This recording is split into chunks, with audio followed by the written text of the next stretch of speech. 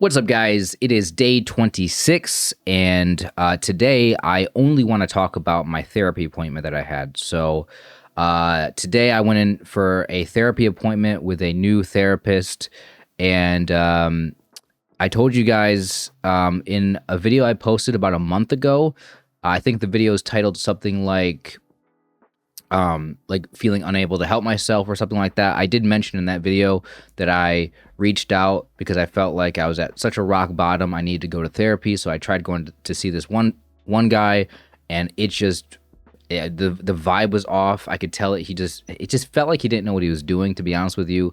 I didn't really like the first session I had with him. So I said, I'm not coming back. So I scheduled an appointment, for like a month in the future, which was today. And today I went, and I just got back from that like a couple hours ago. And I am going to see this person again. Now, this woman that I went to go see today, she's relatively new at doing this. She is just a licensed therapist, where I know there's like different like things you can be. Like sometimes you can actually see like a actual psychologist. Sometimes you can see like a psychiatrist. I'm just going to see somebody that's like a licensed therapist or whatever, right? Just so like counseling or whatever you want to call it. But you know, she did still talk about like doing, you know, some of the CBT method stuff, and I don't know, like I'm, to be honest with you, I wasn't really necessarily expecting too much out of this first appointment, but you know, after coming off of the one I had with the last guy, I was like really just like, I was half expecting this just to be a terrible appointment, but it actually went above and beyond my expectations. And I really liked this woman that I went to go see today. She was very much, she was quicker at getting through things, at like talking about stuff. She was very sharp. She was felt like I had a really good intellectual conversation with her. Whenever I would describe something about myself, sort of my situation, she would repeat back what she heard me say, and sort of she added like her own thoughts about what I was saying, and like she was very accurate at describing, and it felt like she understood what I was saying. And you know, I mean, I can't say anything about, you know, how it's gonna go long term, but I actually want to give therapy a good go. The last time I tried to see a therapist who I also liked, also a woman, about a year ago, she decided to like move offices or whatever, and I had to like, I don't know, it was part of like this big office building with like a lot of different therapists there, and like the person I was seeing, like I guess she decided to work somewhere else or something, or they let her go, or she decided to go somewhere on her own, and there was like some policy that like they couldn't tell me where she was going, and like I didn't know how to look her up. Or point being is like I had to lose the therapist that I was seeing after like 4 or 5 sessions, and that annoyed me, you know, that I really liked her. I think the person that I saw previously would have been a better person for me. This person is, you know, hopefully she's going to be decent, but she doesn't have a lot of experience. So what I've learned is that she did just start up. She is pretty new, but again, based on the conversation we had, I felt good about it. And I hear so much from people who are like depressed and whatnot. They're like they tried therapy and it didn't work, or like therapy sucks. The one thing I will say, the biggest downside for me is the cost. Most times you go to therapy, you see somebody, it's gonna be over like $100, or it's gonna be around 100, maybe 150, depending on where you go. You know, maybe more depending on if you live in an area where things are more expensive. You know, like I don't know the cost of things. I don't know. Also, I'm sure if you have it covered through, you know, insurance or whatever, you know, fine, like that's great. I don't, so I have to pay out of pocket. So, you know, I don't know if the whole insurance thing, I don't know if it's normal for different countries to just cover that sort of thing, but I mean, I live in the U.S., you know, so here in the U.S., yeah, I mean, I don't know the situation everywhere. I don't know what it's like, but I would say that that's really the limiting factor for me. If it was free, or if it was like super cheap, I would be doing it every other week. You know what I mean? Like I would, but like the way that it's going right now is it's going to be once a month. So she brought up something, and the last person that I went to go see also brought this up when I talked about things, and I wonder if it's just because I said something about playing video games, or it's because I think it's because I said that like a lot of times like I'll start something and I won't finish it, or I'll be interested in like doing a lot of different things. Like I'll go from one thing, be focused on one thing, then I'll be focused on another thing, and so both of these people, because I said that, both of these people brought up the idea of like ADHD. And I thought, like, there's no way I have ADHD because doesn't ADHD mean, like, a certain thing, right? I had an idea in my mind of what ADHD was, and it was, like, it was something along the lines of, aren't they, like, more, like, high energy, sort of whatever, or whatever, whether it's talkative or it wasn't that kind of a thing, and so and the person I talked to today, I don't know if I trust her evaluation.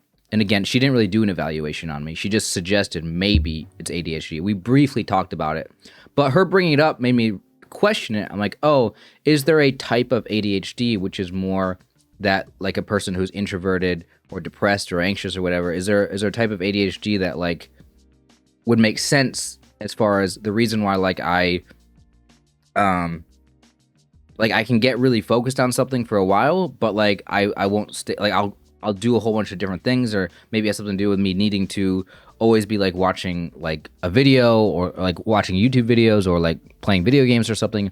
And it's like I don't know if I really buy it. Every time that I go to look up ADHD, it doesn't really fit well with me.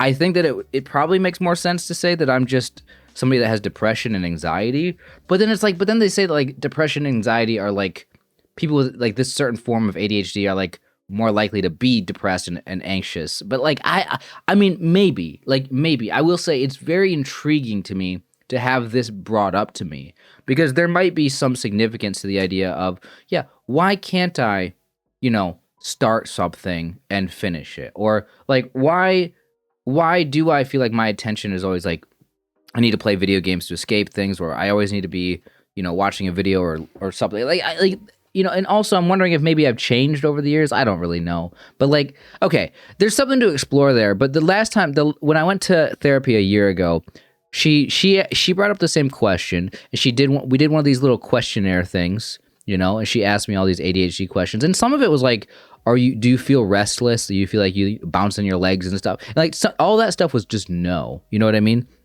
So like I feel like it's maybe right. So like one of the my pre what's the word? My idea of what ADHD was like hyperactive, or like attention going on. I don't think that's me. I feel like I've always been a pretty calm, chill guy. I don't feel like my attention is like being pulled anyway, or like I'm not forgetful about things. Like people with ADHD apparently like are more likely to like lose their items. They don't know where they put them. Like, no, I don't feel like I have that. You know what I mean? So again, she didn't say that I was. She just asked. She just brought up as sort of like, I wonder if you are, and whatever. But when I took a questionnaire like a year ago, they said, or I didn't really score high on it at all. Like I was not very high on it. Like there was no indication of it. So I don't think I have it really. But I think if I wanted to know like why do I have some of the issues I have, it might be just anxiety. Like I feel like anxiety might just be enough to sort of explain things, or I don't know. But the one thing I don't like about therapy, but I guess it's kind of important, is when it feels like I've had the last person bring this up. There's always something that they always are asking about trauma. They're always asking about past trauma. So like the thing that I did bring up today, because it was sort of like the first session, she's like asking me about myself and things. I of course had to bring up that like, I don't know if this. I brought up the idea that like I had a childhood which was like living in two different households, going back and forth, split parents, and like the idea that like they're totally different households, and Maybe there's a possibility of like, one household being more strict, maybe me feeling like I don't live up to the standards, or me feeling I don't fit in.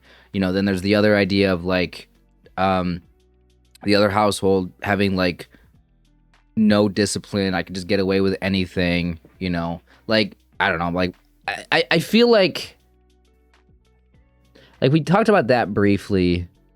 Again, I did like, one thing I liked about the person that I'm seeing is like we were able to cover like so many different things in an hour, because she talked really quickly and she was very, very sharp, and she was very clear, like she was ready to go, whereas the last guy I saw, like he was kind of like slow, not very intellectual.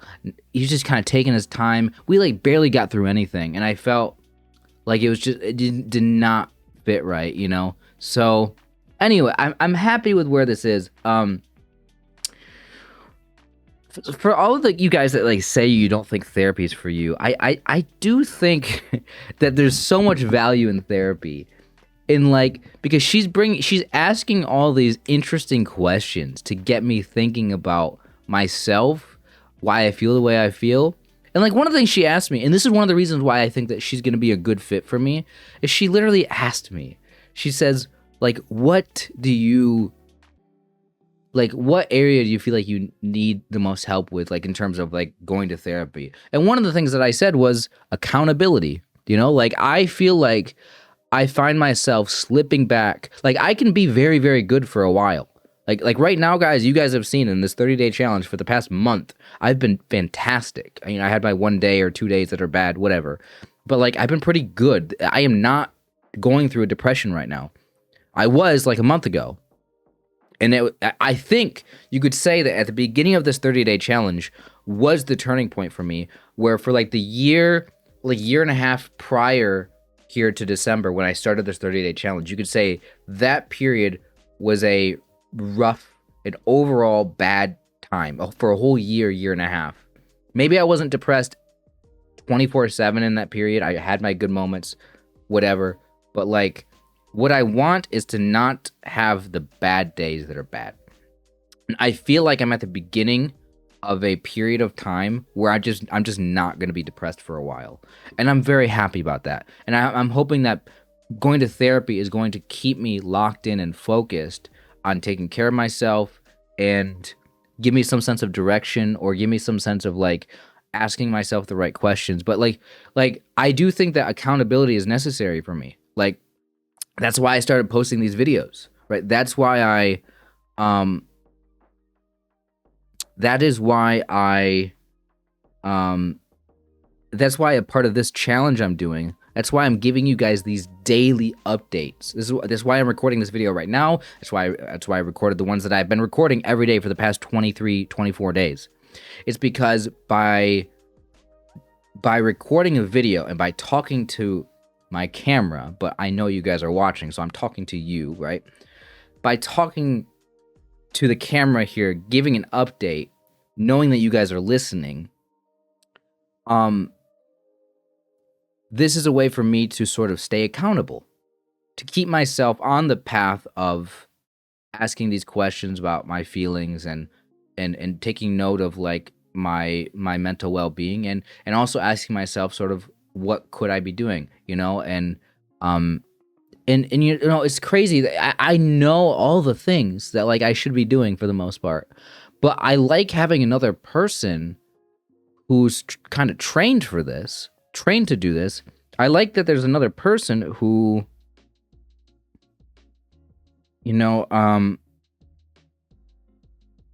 really, like, she has some really good questions today that by asking the questions, I'm going to think about them, and I'm probably going to act on them, and it's probably going to be a good thing for me. And I think this is what people who say therapy is not for me, I think this is what people underestimate. I think you underestimate what another person can bring to the table as far as getting, because their job is not to solve your problems. Their job is to ask you questions and bring up their own opinions or thoughts, or introduce you to ideas that maybe you weren't, they do the whole CBT therapy. Some of them do. You can go to different types of therapy, but like CBT is a common thing in them. Maybe you don't like that. You can go look for a different kind. But like they have their methods, but in general, just talking about things and having them ask questions and get like it. Trust me, I am the kind of person. I am the most independent. I want to be by myself. I'm gonna take care of myself kind of person out there. This is the reason why over my entire, I'm 31 now. Since I was like 18, I've just said, I'm going to take care of myself. And I'm going to tell you what, guys, I've fucking learned that I can't. Like I've said, no medication, no therapy. I'm just going to figure it out. Nobody help me. Guys, I'm really not, I haven't done that well in my life. I've struggled. It's so beneficial to have a support system. And the more that I realize this, the more that I'm going to actively participate in that, getting support, whether that's from family or whether that's just, probably not family, I'm going to be honest with you guys, but just therapy, you know? And so as much as I'm this kind of guy that's like, I'm going to take care of myself, this is such a big thing as far as keeping me on the right track, keeping me accountable, giving me new things to think about. I hate the fact that it's so expensive. I don't want to do it for my wallet's sake, but at this point, I've had such a terrible year in 2025. Like, it's inexcusable for me to not be doing it at this point. Like I have to go to therapy now, and I'm willing to bite the bullet as far as how much it costs, and I'm gonna go ahead and just do that, you know. But yeah. So anyway, I just think that if you're the kind of person that is skeptical or you're like, oh, therapy's not gonna help me, like I mean, unless you've done years of it and it hasn't helped, I just don't see how you can come to that conclusion. Like, half the people that say that therapy is not going to help them are people that went to like 1-2 sessions. It's like, of course it's not going to help you, you know? Like, even me, I went to like 5 sessions last year. Did it really help me? Probably not, but we only got through 5 sessions. I mean, they say that it takes like 10, 15 sessions before you could truly determine whether or not it helps you or not. So...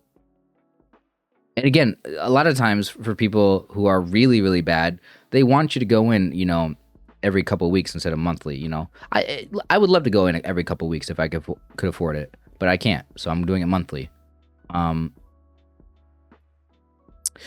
So is it going to help everything? No, I mean, I still have to take care of myself. I mean, you still have to take care of yourself, right? I still have to take care of myself, but having somebody to talk to, I'm just curious, guys. Like, I am definitely on the side of therapy here. Like I've always known that therapy would be good, but I just decided I'm not going to do it, or I don't want to do it. And having that attitude is just not helpful. It's really not helpful to have an attitude of, I'm not going to do therapy because it sucks. And again, maybe after I try this out, I need to go through the process to truly have a real opinion on this, because again, I am sort of just starting off, you know, but I can already tell after today that this is something that I need, you know, and you can just tell, I can tell. And